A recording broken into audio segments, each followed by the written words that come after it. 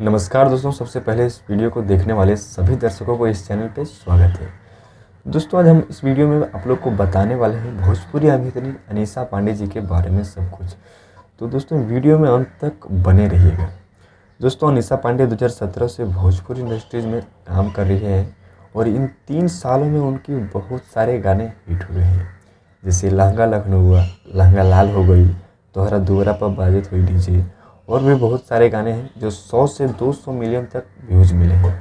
और आप लोग को बता दूं कि इनका सबसे ज़्यादा व्यूज़ मिले हैं 2019 और 2020 में।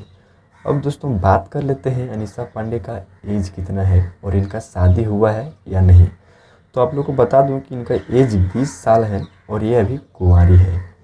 दोस्तों, अब बात कर लेते हैं ये कितने भाई बहन होते हैं।